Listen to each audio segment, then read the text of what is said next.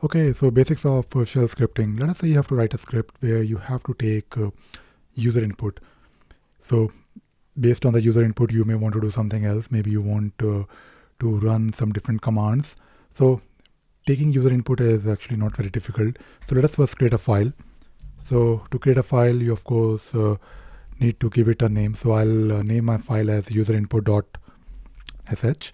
And when I have a file, I have to of course start the file with a shebang. So in case you are new to shell scripting, you have to do this in the beginning of your shell script. So you can specify the location here, and then of course you can start typing your script. So in my script, what I want to do, I of course want to take user input, but let us first take a look at a few basic things. Now, what I'll do, I'll take one user input from the user and I'll display it on the terminal. We'll do that and nothing else. Let us do something very simple today. So you can first learn how to print the message, hello, how are you? So it is a simple message, and when you have a shell script, you have to make it executable before you can run it. So I will use this command, chmod plus x user input.sh, and to run the file you can use the dot / and the file name, which is user input.sh, and if you run it, you will get a message which is the same message that we typed in, hello, how are you? Not hello, but how are you? Now this is fine, but what if you want to use some kind of a variable? Let us say you have a variable, so you can declare a variable in your script. So you can have something like this, and you can type here, hello, how are you, or whatever message that you want to display here. And to access the variable, you can do like you can use this dollar, not pound, but dollar message, and hi, hello, how are you? So you can basically use this dollar followed by the variable name. So let us see if we can run this. So it works, but I think missed one s in the message. So hi, hello, how are you? So we are now able to fetch the variable. Now talking about user input, so there are again few things that you can do.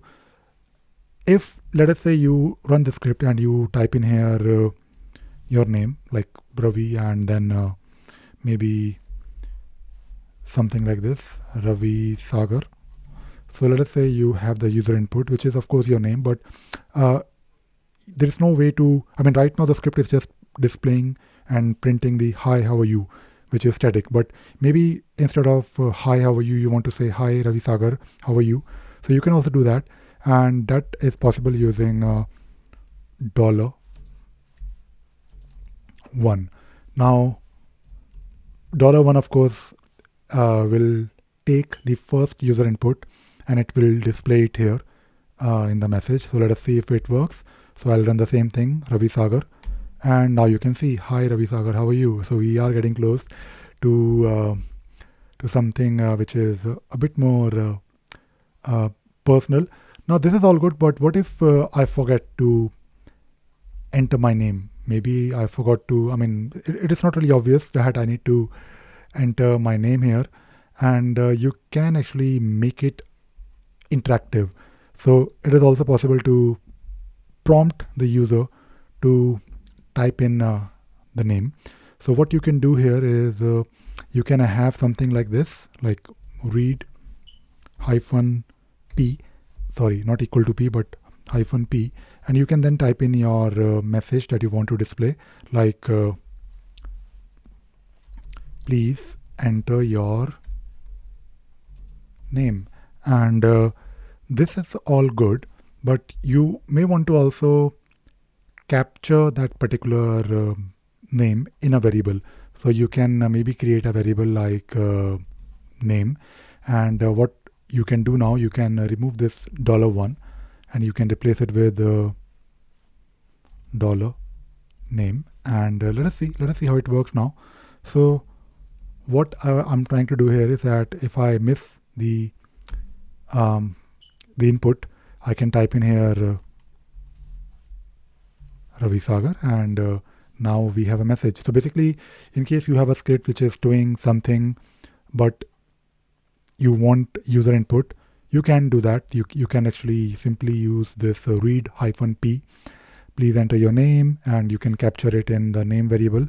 And then, of course, you can start using it in the script. So, of course, it's a very simple example. And the reason I'm showing you this example is because I have recently moved to Arch Linux.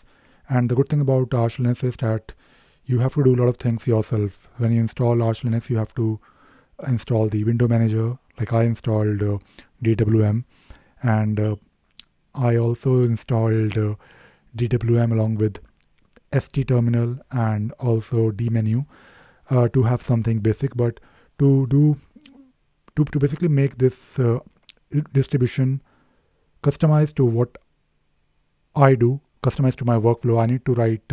I am writing shell scripts, and sometimes I am also taking user input. So I thought I'll probably share my learnings. I am not really good with shell scripting, but I am, of course, learning it. It is not very difficult. The good thing about shell script is that in case you know how Linux works, in case you are comfortable with different Linux commands, it is all about just combining those together in a file and then running it. But of course, there are a few things that you can do. If you have programming experience, then learning shell script is not at all difficult. I have always used shell scripting for automating things. For example, if I have to, let us say, organize my pictures, let us say I take a lot of pictures. I think that is the case for everyone. When you take a lot of pictures, you may want to organize them by date, for example. So I can reorganize or organize the files, images by their created date. I can also rename them. I can also transfer the files, and a lot of wonderful things. So for doing those things, if you want to automate those aspects, if you want to automate your workflow, you have to sometimes take user input. Like if I do this, then organize my, like for example, if I run a script to organize my files, if I press, let us say, date, then organize it by date. If I press something else, then organize it by maybe the file name, for example, and so on. But you can only do that when you have the ability and you know how to get the user input.